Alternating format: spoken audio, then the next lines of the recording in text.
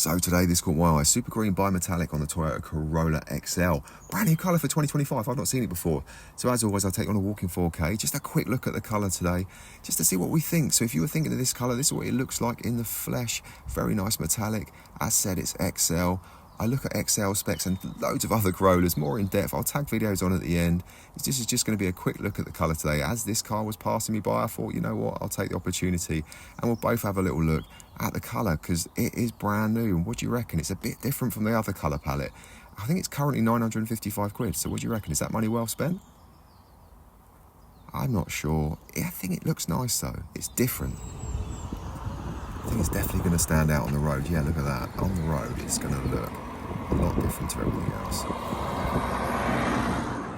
If you found that video of use, please do give it a thumbs up. It will help my channel immensely. And I'll see you again soon when I spot something like this. And I'll take you on a walk in 4K to have a look. You have a great day. I'll see you again soon.